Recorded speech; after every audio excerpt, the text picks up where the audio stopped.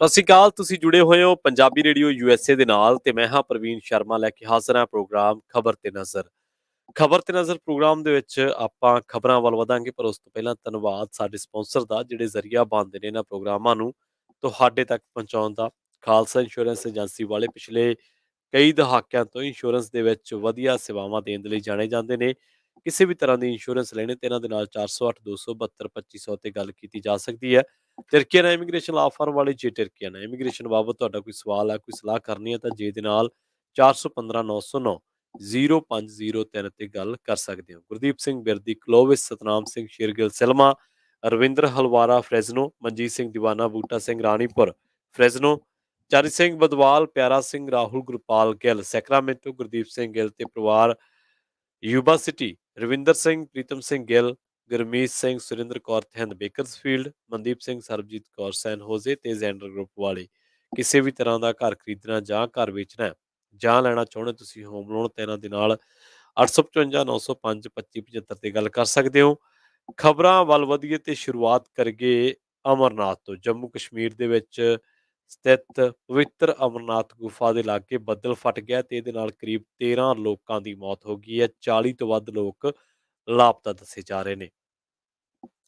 ਇਸੇ ਦਰਮਿਆਨ 5 ਲੋਕਾਂ ਨੂੰ ਬਚਾਇਆ ਵੀ ਗਿਆ। ਬੱਦਲ ਫਟਣ ਕਾਰਨ ਕਰਕੇ ਜਿਹੜੇ ਹੜ੍ਹ ਆਏ ਸਨ ਉਹਨਾਂ ਦੇ ਨਾਲ ਤਕਰੀਬਨ 25 ਟੈਂਟਾਂ ਦਾ ਨੁਕਸਾਨ ਹੋਇਆ ਤੇ ਉੱਥੇ ਲੱਗੇ ਲੰਗਰਾਂ ਨੂੰ ਵੀ ਨੁਕਸਾਨ ਪਹੁੰਚਿਆ।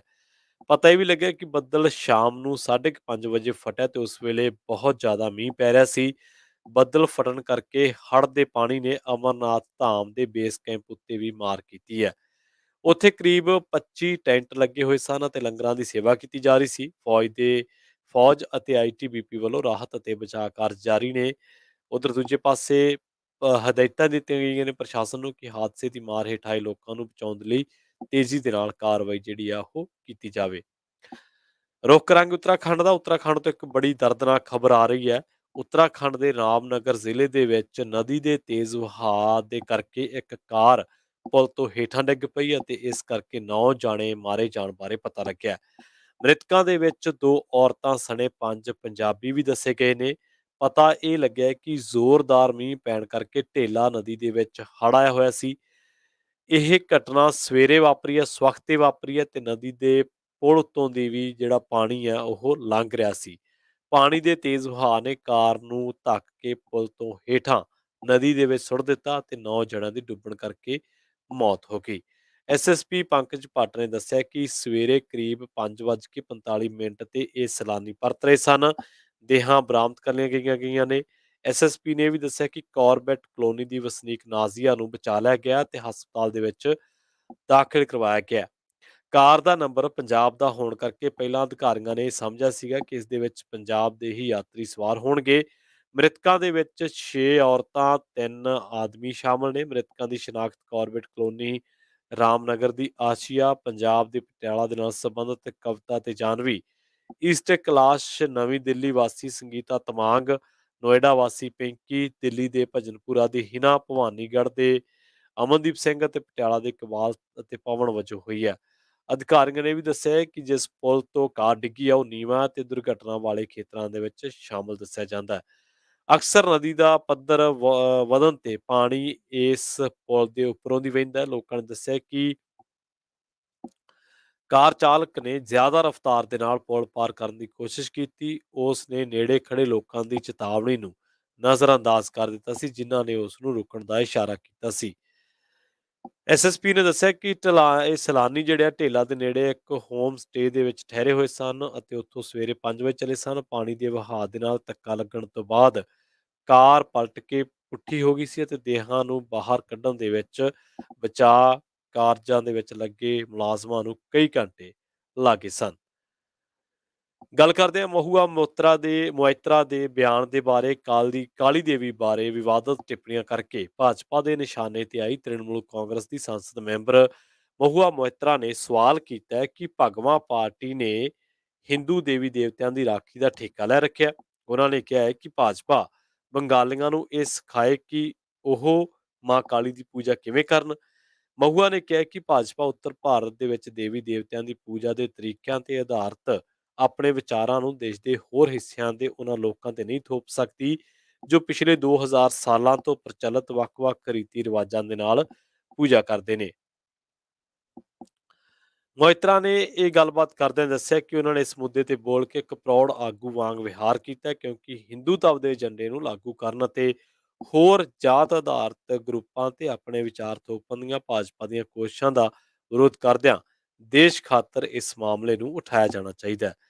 ਉਹਨਾਂ ਨੇ ਕਿਹਾ ਕਿ ਨਾ ਤਾਂ ਭਗਵਾਨ ਰਾਮ ਅਤੇ ਨਾ ਹੀ ਭਗਵਾਨ ਹਨੂਮਾਨ ਸਿਰਫ ਭਾਜਪਾ ਦੇ ਨੇ ਕਿ ਇਸ ਪਾਰਟੀ ਨੇ ਹਿੰਦੂ ਧਰਮ ਦਾ ਠੇਕਾ ਲੈ ਰੱਖਿਆ ਹੈ। ਉਹਨਾਂ ਨੇ ਇਸ ਗੱਲ ਦਾ ਵੀ ਜ਼ਿਕਰ ਕੀਤਾ ਹੈ ਕਿ ਤ੍ਰਿਣਮੂਲ ਨੇ ਪਿਛਲੇ ਸਾਲ ਪੱਛਮੀ ਬੰਗਾਲ ਵਿਧਾਨ ਸਭਾ ਚੋਣਾਂ ਦੇ ਵਿੱਚ ਭਾਜਪਾ ਨੂੰ ਕਿਵੇਂ ਹਰਾਇਆ ਸੀ। ਮਹੂਆ ਨੇ ਕਿਹਾ ਕਿ ਬਾਹਰੀ ਲੋਕਾਂ ਦੀ ਪਾਰਟੀ ਹੈ ਜਿਸ ਨੇ ਹਿੰਦੂਤਵ ਦੀ ਸਿਆਸਤ ਥੋਪਣ ਦੀ ਕੋਸ਼ਿਸ਼ ਕੀਤੀ ਪਰ ਵੋਟਰਾਂ ਨੇ ਉਸ ਨੂੰ ਨਜ਼ਰਅੰਦਾਜ਼ ਕਰ ਦਿੱਤਾ। ਉਹਨਾਂ ਕਿਹਾ ਕਿ ਭਾਜਪਾ ਦੀ ਮੁਅੱਤਲ ਆਗੂ ਨੂਪੁਰ ਸ਼ਰਮਾ ਵੱਲੋਂ ਪੈਗੰਬਰ ਮੁਹੰਮਦ ਬਾਰੇ ਦਿੱਤੇ ਗਏ ਵਿਵਾਦਤ ਅਤੇ ਘਟੀਆ ਬਿਆਨ ਨੂੰ ਲੈ ਕੇ ਮੁਸ਼ਕਲਾਂ ਦੇ ਵਿੱਚ ਘਿਰੀ ਭਾਜਪਾ ਦੇਵੀ ਕਾਲੀ ਦੇ ਮੁੱਦੇ ਤੇ ਲੋਕਾਂ ਦਾ ਧਿਆਨ ਭਟਕਾਉਣਾ ਚਾਹੁੰਦੀ ਹੈ ਪਰ ਉਹ ਇਸ ਦੇ ਵਿੱਚ ਸਫਲ ਨਹੀਂ ਹੋ ਸਕੇਗੀ। ਗੱਲ ਕਰਦੇ ਹਾਂ ਮੁਹੰਮਦ ਜ਼ੁਬੈਰ ਦੇ ਮਾਮਲੇ ਦੀ। ਸੁਪਰੀਮ ਕੋਰਟ ਨੇ ਆਲਟ ਨਿਊਜ਼ ਦੇ ਸਹਿ ਸੰਸਥਾਪਕ ਮੁਹੰਮਦ ਜ਼ੁਬੈਰ ਨੂੰ ਉੱਤਰ ਪ੍ਰਦੇਸ਼ ਦੇ ਸੀਤਾਪੁਰ ਜ਼ਿਲ੍ਹੇ ਦੇ ਵਿੱਚ ਉਸ ਦੇ ਖਿਲਾਫ ਦਰਜ ਐਫਆਈਆਰ ਦੇ ਸਬੰਧ ਦੇ ਵਿੱਚ 5 ਦਿਨਾਂ ਦੀ ਅੰਤਰਿਮ ਜ਼ਮਾਨਤ ਦੇ ਦਿੱਤੀ ਹੈ। ਪਤਾ ਲੱਗਾ ਕਿ ਸਿਖਰਲੀ ਅਦਾਲਤ ਨੇ ਜ਼ੁਬੈਰ ਦੇ ਜਿਹੜੇ ਮਸਲੇ ਸੀ ਉਹਦੇ ਤੇ ਪੋਸਟ ਪਾਉਣ ਤੋਂ ਰੋਕ ਲਾਉਂਦਿਆਂ ਕਿਹਾ ਹੈ ਕਿ ਉਹ ਦਿੱਲੀ ਦੇ ਅਦਾਲਤ ਦੇ ਅਧਿਕਾਰ ਖੇਤਰ ਨੂੰ ਛੱਡ ਕੇ ਨਾ ਜਾਵੇ। ਜਸਟਿਸ ਇੰਦਰਾ ਬੈਨਰਜੀ ਅਤੇ ਜੇਕੇ ਮਹੇਸ਼ਵਰੀ ਦੇ ਵਕੇਸ਼ਨ ਬੈਂਚ ਨੇ ਜ਼ੁਬੈਰ ਦੀ ਅਰਜ਼ੀ ਤੇ ਨੋਟਿਸ ਜਾਰੀ ਕਰਦਿਆਂ ਕੇਸ ਦੀ ਸੁਣਵਾਈ ਰੈਗੂਲਰ ਬੈਂਚ ਦੇ ਲਈ ਸੂਚੀਬੱਧ ਕਰ ਦਿੱਤੀ ਹੈ।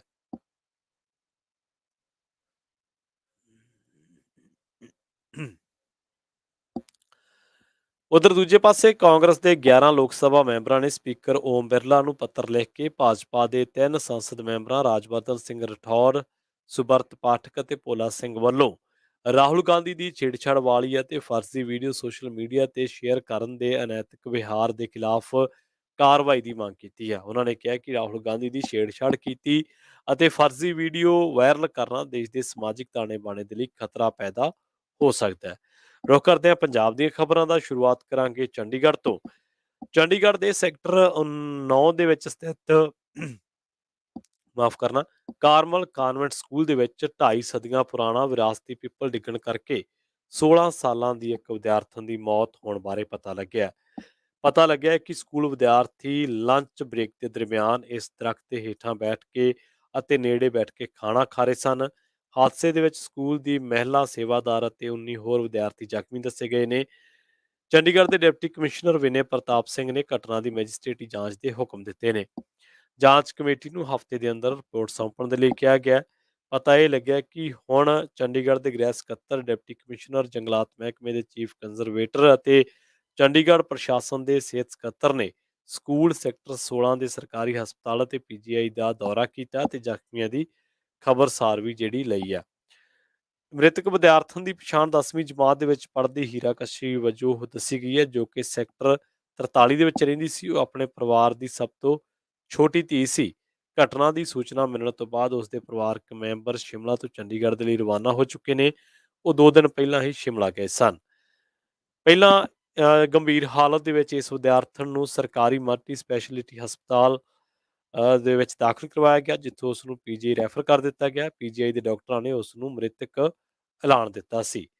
ਸੋ ਉਸ ਤੋਂ ਬਾਅਦ ਇਸ ਹਾਦਸੇ ਤੋਂ ਬਾਅਦ ਸਕੂਲ ਦੇ ਵਿੱਚ ਜਿਹੜਾ ਵਿਦਿਆਰਥਣਾਂ ਦੇ ਵਿੱਚ ਕਾਫੀ ਸਹਿਮ ਦੱਸਿਆ ਗਿਆ। ਗੱਲ ਕਰਦੇ ਹਾਂ ਸਾਬਕਾ ਸਿਹਤ ਮੰਤਰੀ ਬਲਬੀਰ ਸਿੰਘ ਸਿੱਧੂ ਦੇ ਨਾਲ ਜੁੜੀ ਖਬਰ ਦੀ। ਆਮ ਆਦਮੀ ਪਾਰਟੀ ਦੀ ਸਰਕਾਰ ਨੇ ਸਾਬਕਾ ਸਿਹਤ ਮੰਤਰੀ ਬਲਬੀਰ ਸਿੰਘ ਸਿੱਧੂ ਦੇ ਨਾਲ ਜੁੜੀ ਸੰਸਥਾ ਬਾਲ ਗੋਪਾਲ ਗਊ ਬਸੇਰਾ ਵੈਲਫੇਅਰ ਸੁਸਾਇਟੀ ਦੀ ਲੀਜ਼ ਰੱਦ ਕਰ ਦਿੱਤੀ ਹੈ। ਗ੍ਰਾਮ ਪੰਚਾਇਤ ਬਲੌਂਗੀ ਦੀ ਸ਼ਾਮਲਾਟ ਜ਼ਮੀਨ ਤੇ ਬਾਲ ਗੋਪਾਲ ਗਊ ਬਸੇਰਾ ਵੈਲਫੇਅਰ ਸੁਸਾਇਟੀ ਮੁਹਾਲੀ ਵੱਲੋਂ ਗਊਸ਼ਾਲਾ ਬਣਾਈ ਗਈ ਹੈ ਤੇ ਇਸ ਗੈਰ ਸਰਕਾਰੀ ਸੰਸਥਾ ਦਾ ਪਤਾ ਸਾਬਕਾ ਸਿਹਤ ਮੰਤਰੀ ਦੀ ਰਿਹਾਇਸ਼ ਦਾ ਦਿੱਤਾ ਹੋਇਆ ਸੀ। ਪਤਾ ਇਹ ਲੱਗਿਆ ਕਿ ਸ਼ਾਮਲਾਟ ਜ਼ਮੀਨ ਤੇ ਵਪਾਰਕ ਗਤੀਵਿਧੀਆਂ ਕੀਤੇ ਜਾਣ ਦੀ ਚਰਚਾ ਛਿੜਨ ਕਰਕੇ ਸਿੱਧੂ ਦੀ ਇਸ ਸੰਸਥਾ ਤੇ ਸਵਾਲ ਖੜੇ ਹੋਏ ਸਨ। ਹਾਲਾਂਕਿ ਸਿੱਧੂ ਨੇ ਸਪਸ਼ਟੀਕਰਨ ਦਿੱਤਾ ਸੀਗਾ ਕਿ ਇਸ ਥਾਂ ਤੇ ਨਿਰੋਲ ਰੂਪ ਦੇ ਵਿੱਚ ਗਊ ਸੰਭਾਲ ਦਾ ਕਾਰਜ ਕੀਤਾ ਜਾ ਰਿਹਾ ਹੈ। ਇਸ ਸੰਸਥਾ ਨੇ ਗ੍ਰਾਮ ਪੰਚਾਇਤ ਬਲੌਂਗੀ ਦੇ ਕੋਲੋਂ 10 ਏਕੜ 4 ਕਨਾਲ ਜ਼ਮੀਨ ਪੰਜਾਬ ਸਰਕਾਰ ਦੀ 33 ਸਾਲਾ ਲੀਜ਼ ਦੀ ਨੀਤੀ ਦੇ ਤਹਿਤ ਲਈ ਸੀ। ਪੇਂਡੂ ਵਿਕਾਸ ਅਤੇ ਪੰਚਾਇਤ ਵਿਭਾਗ ਤੇ ਸੰਸਥਾ ਦੇ ਵਿਚਾਲੇ 7 ਅਕਤੂਬਰ 2020 ਨੂੰ ਹੋਏ ਇਕਰਾਰਨਾਮੇ ਦੇ ਤਹਿਤ ₹25,000 ਪ੍ਰਤੀ ਏਕੜ ਦੇ ਹਿਸਾਬ ਦੇ ਨਾਲ ਇਹ ਜ਼ਮੀਨ ਲੀਜ਼ ਤੇ ਦਿੱਤੀ ਗਈ ਸੀ। ਮਿਲੀ ਜਾਣਕਾਰੀ ਦੇ ਮੁਤਾਬਕ ਸੰਸਥਾ ਵੱਲੋਂ 1 ਸਾਲ ਦੀ ਲੀਜ਼ ਰਾਸ਼ੀ ₹2,62,000 ਗ੍ਰਾਮ ਪੰਚਾਇਤ ਬਲੌਂਗੀ ਦੇ ਖਾਤੇ ਦੇ ਵਿੱਚ ਜਮ੍ਹਾਂ ਵੀ ਜਿਹੜੀ ਆ ਉਹ ਕਰਵਾ ਦਿੱਤੀ ਗਈ ਸੀ। ਗੱਲ ਕਰਦੇ ਹਾਂ ਮੂਸੇਵਾਲਾ ਕਤਲ ਮਾਮਲੇ ਦੀ। ਗਾਇਕ ਸਿੱਧੂ ਮੂਸੇਵਾਲੇ ਦੇ ਕਤਲ ਤੋਂ ਲਗਭਗ 40 ਦਿਨਾਂ ਬਾਅਦ ਵੀ ਪੰਜਾਬ ਪੁਲਿਸ ਦੀ ਵਿਸ਼ੇਸ਼ ਜਾਂਚ ਟੀਮ ਦੇ ਹੱਥ ਹਾਲੇ ਵੀ ਪੰਜਾਬ ਦੇ ਸ਼ੂਟਰ ਜਗਰੂਪ ਸਿੰਘ ਰੂਪਾ ਤੇ ਮਨਪ੍ਰੀਤ ਸਿੰਘ ਮੰਨੂ ਨਹੀਂ ਲੱਗ ਰਹੇ। ਉਹਨਾਂ ਨੂੰ ਲੱਭਣ ਦੇ ਲਈ ਸੈੱਟ ਛਾਪੇਮਾਰੀ ਕਰ ਰਹੀ ਹੈ। ਕਤਲ ਦੇ ਮਾਸਟਰਮਾਈਂਡ ਗੈਂਗਸਟਰ ਲਾਰੈਂਸ ਬਿਸ਼ਨੋਈ ਅਤੇ ਜਗਦੀਪ ਸਿੰਘ ਉਰਫ ਜੱਗੂ ਭਗਵਾਨਪੁਰੀਆ ਕੋਲੋਂ ਪੁੱਛਗਿੱਛ ਕਰਨ ਤੋਂ ਬਾਅਦ ਪੰਜਾਬ ਪੁਲਿਸ ਮੰਨੂ ਅਤੇ ਰੂਪਾ ਦਾ ਸੁਰਾਗ ਲੱਭਣ ਦੇ ਲਈ ਜੱਦੋਜਹਿਦ ਕਰ ਰਹੀ ਹੈ। ਪੰਜਾਬ ਤੇ ਦਿੱਲੀ ਪੁਲਿਸ ਵੀ ਹੁਣ ਤੱਕ ਅਪਰਾਧ ਦੇ ਵਿੱਚ ਵਰਤੇ ਗਏ ਹਥਿਆਰ ਬਰਾਮਦ ਕਰਨ ਦੇ ਵਿੱਚ ਨਾਕਾਮ ਰਹੀ ਹੈ। ਪੁਲਿਸ ਵੱਲੋਂ ਮੁਲਜ਼ਮਾਂ ਦੇ ਹਰ ਸੰਭਵ ਟਿਕਾਣੇ ਤੇ ਛਾਪੇਮਾਰੀ ਕੀਤੀ ਜਾ ਰਹੀ ਹੈ। ਪੁਲਿਸ ਨੇ 6 ਸ਼ੂਟਰਾਂ ਦੀ ਸ਼ਨਾਖਤ ਕੀਤੀ ਹੈ ਅਤੇ ਦਾਅਵਾ ਕੀਤਾ ਹੈ ਕਿ 2 ਸੂਬਿਆਂ ਦੇ ਸ਼ੂਟਰ ਇਸ ਕਤਲ ਦੇ ਵਿੱਚ ਸ਼ਾਮਲ ਸਨ, ਜੋ ਕੈਨੇਡਾ ਬੈਠੇ ਗੋਲਡੀ ਬਰਾੜ ਦੇ ਸਿੱਧੇ ਸੰਪਰਕ ਦੇ ਵਿੱਚ ਸਿੱਧੇ ਸਨ। ਦਿੱਲੀ ਪੁਲਿਸ ਨੇ ਹਰਿਆਣਾ ਦੇ 3 ਨਿਸ਼ਾਨੇਬਾਜ਼ਾਂ ਪ੍ਰਿਆਵਰਤ ਫੌਜੀ, ਕਸ਼ਿਸ਼ ਉਰਫ ਕੁਲਦੀਪ ਅਤੇ ਅੰਕਿਤ ਸਿਰਸਾ ਨੂੰ ਗ੍ਰਿਫਤਾਰ ਕਰਨ ਦਾ ਦਾਅਵਾ ਕੀਤਾ ਹੈ। ਹਰਿਆਣਾ ਦਾ ਦੀਪਕ ਮੁੰਡੀ, ਪੰਜਾਬ ਦਾ ਮਨੂ ਅਤੇ ਰੂਪਾ ਹਾਲੇ ਤੱਕ ਫਰਾਰ ਦੱਸੇ ਗਏ ਨੇ। ਗੱਲ ਕਰਦੇ ਹਾਂ ਕਨਵਰ ਗਰੇਵਾਲ ਦੇ ਗਾਣੇ ਦੀ। ਪੰਜਾਬੀ ਗਾਇਕ ਕਨਵਰ ਗਰੇਵਾਲ ਦੇ ਗੀਤ ਰਿਹਾਈ ਨੂੰ YouTube ਨੇ ਭਾਰਤ ਦੇ ਵਿੱਚ ਸਰੋਤਿਆਂ ਦੀ ਪਹੁੰਚ ਤੋਂ ਦੂਰ ਕਰ ਦਿੱਤਾ ਹੈ। ਸੂਤਰਾਂ ਦਾ ਦੱਸਣਾ ਹੈ ਕਿ YouTube ਵੱਲੋਂ ਇਹ ਕਦਮ ਭਾਰਤ ਸਰਕਾਰ ਦੇ ਇਤਰਾਜ਼ ਤੋਂ ਬਾਅਦ ਚੁੱਕਿਆ ਗਿਆ ਹੈ। ਸੂਫੀ ਗਾਇਕ ਵਜੋਂ ਮਸ਼ਹੂਰ ਕਨਵਰ ਗਰੇਵਾਲ ਨੇ ਆਪਣੇ ਨਵੇਂ ਰਿਲੀਜ਼ ਹੋਏ ਗੀਤ ਰਿਹਾਈ ਦੇ ਰਾਹੀਂ ਦੇਸ਼ ਦੇ ਵੱਖ-ਵੱਖ ਜੇਲ੍ਹਾਂ ਦੇ ਵਿੱਚ ਬੰਦ ਸਿੱਖ ਕੈਦੀਆਂ ਦੀ ਰਿਹਾਈ ਦੇ ਲਈ ਆਵਾਜ਼ ਬੁਲੰਦ ਕੀਤੀ ਸੀ। ਇਸ ਗੀਤ ਦੇ ਰਾਹੀਂ ਗਾਇਕ ਨੇ ਕੇਂਦਰ ਸਰਕਾਰ ਵੱਲ ਇਸ਼ਾਰਾ ਕਰਦਿਆਂ ਤਿੱਖੀਆਂ ਟਿੱਪਣੀਆਂ ਵੀ ਕੀਤੀਆਂ ਨੇ। YouTube ਵੱਲੋਂ ਪੰਜਾਬੀ ਗਾਇਕਾਂ ਦੇ ਗੀਤਾਂ ਨੂੰ ਭਾਰਤ ਦੇ ਵਿੱਚ ਲੋਕਾਂ ਦੀ ਪਹੁੰਚ ਤੋਂ ਦੂਰ ਕੀਤੇ ਜਾਣ ਜਾਂ ਭਾਰਤ ਦੇ ਵਿੱਚ ਪਾਬੰਦੀ ਲਗਾਏ ਜਾਣ ਦਾ ਇਹ ਦੂਜਾ ਮਾਮਲਾ ਹੈ। ਕਨਵਰ ਗਰੇਵਾਲ ਦਾ ਇਹ ਗੀਤ ਕੁਝ ਦਿਨ ਪਹਿਲਾਂ ਹੀ ਰਿਲੀਜ਼ ਹੋਇਆ ਤੇ ਰਿਲੀਜ਼ ਹੁੰਦਿਆਂ ਹੀ ਭਾਰਤ ਸਰਕਾਰ ਦੀਆਂ ਏਜੰਸੀਆਂ ਦੀ ਨਿਗਰਾਨੀ ਹੇਠ ਆ ਗਿਆ। ਭਾਰਤ ਸਰਕਾਰ ਵਿਚਲੇ ਸੂਤਰਾਂ ਦਾ ਕਹਿਣਾ ਹੈ ਕਿ ਇਸ ਤਰ੍ਹਾਂ ਦੇ ਗੀਤਾਂ ਦੇ ਨਾਲ ਸਮਾਜ ਦੇ ਵਿੱਚ ਤਣਾਅ ਪੈਦਾ ਹੋ ਸਕਦਾ ਹੈ। ਇਸ ਤੋਂ ਪਹਿਲਾਂ ਮਰਹੂਮ ਗਾਇਕ ਸਿੱਧੂ ਮੂਸੇਵਾਲੇ ਦਾ SYL ਗੀਤ ਰਿਲੀਜ਼ ਦੇ ਕੁਝ ਦਿਨਾਂ ਬਾਅਦ ਹੀ ਭਾਰਤ ਦੇ ਵਿੱਚ ਬੰਦ ਕਰ ਦਿੱਤਾ ਗਿਆ। ਪਤਾ ਇਹ ਵੀ ਲੱਗਿਆ ਹੈ ਕਿ ਭਾਰਤ ਸਰਕਾਰ ਦੇ ਸੂਚਨਾ ਤੇ ਤਕਨਾਲੋਜੀ ਮੰਤਰਾਲੇ ਵੱਲੋਂ ਪੰਜਾਬੀ ਗਾਇਕਾਂ ਦੇ ਗੀਤਾਂ ਦੀ ਅਕਸਰ ਸਮੀਖਿਆ ਕੀਤੀ ਜਾਂਦੀ ਰਹੀ ਹੈ। ਖਾਸ ਕਰਕੇ ਕਿਸਾਨ ਅੰਦੋਲਨ ਤੋਂ ਬਾਅਦ ਤਾਂ ਪੰਜਾਬੀ ਗਾਇਕਾਂ ਦੇ ਗੀਤਾਂ ਤੇ ਖਾਸ ਨਜ਼ਰ ਰੱਖੀ ਜਾ ਰਹੀ ਹੈ।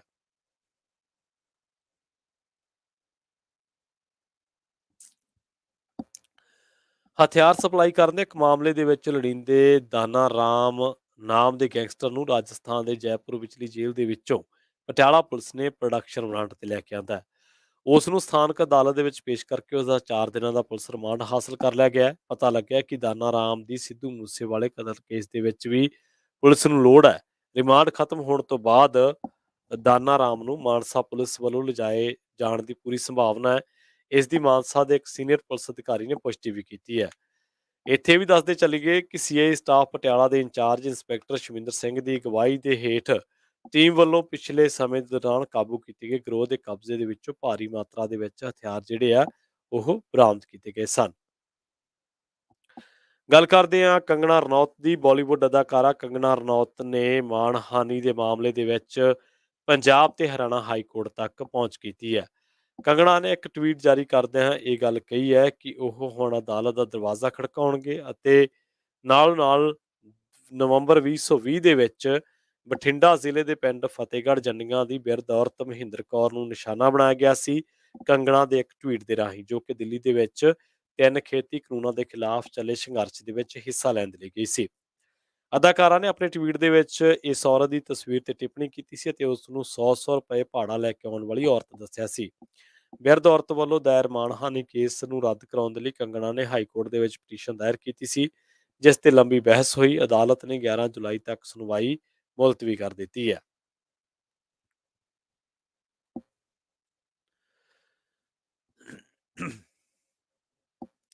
ਸਾਬਕਾ ਰਾਜ ਸਭਾ ਮੈਂਬਰ ਸ਼ਮਸ਼ੇਰ ਸਿੰਘ ਦੁੱਲੋ, ਸਾਬਕਾ ਮੰਤਰੀ OP ਸੋਨੀ ਅਤੇ ਸੁਖ ਸਰਕਾਰੀਆ ਵੱਲੋਂ ਪਟਿਆਲਾ ਦੀ ਕੇਂਦਰੀ ਜੇਲ੍ਹ ਦੇ ਵਿੱਚ ਬੰਦ ਪੰਜਾਬ ਕਾਂਗਰਸ ਦੇ ਸਾਬਕਾ ਪ੍ਰਧਾਨ ਨਵਜੋਤ ਸਿੰਘ ਸਿੱਧੂ ਦੇ ਨਾਲ ਮੁਲਾਕਾਤ ਕੀਤੀ।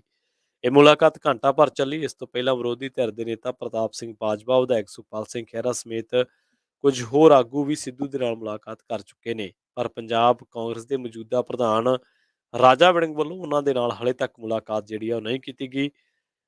ਹਾਲਾਂਕਿ ਰਾਜਾ ਵੜਿੰਗ ਕੁਝ ਦਿਨ ਪਹਿਲਾਂ ਨਾਭਾ ਸਥਿਤ ਜੇਲ੍ਹ ਦੇ ਵਿੱਚ ਬੰਦ ਕਾਂਗਰਸੀ ਮੰਤਰੀ ਸਾਧੂ ਸਿੰਘ ਧਰਮਸੋਤ ਦੇ ਨਾਲ ਮੁਲਾਕਾਤ ਕਰ ਚੁੱਕੇ ਨੇ। ਰਾਜਾ ਵੜਿੰਗ ਦੀ ਸਿੱਧੂ ਨੂੰ ਮਿਲਣ ਨਾ ਆਉਣ ਸੰਬੰਧੀ ਸਿਆਸੀ ਹਲਕਿਆਂ ਦੇ ਵਿੱਚ ਤਰ੍ਹਾਂ-ਤਰ੍ਹਾਂ ਦੀ ਚਰਚਾ ਕੀਤੀ ਜਾ ਰਹੀ ਹੈ। ਤੇ ਜਾਂਦੇ-ਜਾਂਦੇ ਗੱਲ ਕਰਦੇ ਹਾਂ ਸਿਮਰਜੀਤ ਸਿੰਘ ਬੈਂਸ ਦੀ। ਜਬਰ ਜਨਾਹ ਮਾਮਲੇ ਦੇ ਵਿੱਚ ਅਦਾਲਤ ਵੱਲੋਂ ਭਗੌੜਾ ਐਲਾਨੇ ਗਏ ਲੋਕ ਇਨਸਾਫ ਪਾਰਟੀ ਦੇ ਮੁਖੀ ਅਤੇ ਸਾਬਕਾ ਵਿਧਾਇਕ ਸਿਮਰਜੀਤ ਸਿੰਘ ਬੈਂਸ ਦੀਆਂ ਮੁਸ਼ਕਲਾਂ ਲਗਾਤਾਰ ਵੱਧਦੀਆਂ ਜਾ ਰਹੀਆਂ ਨੇ।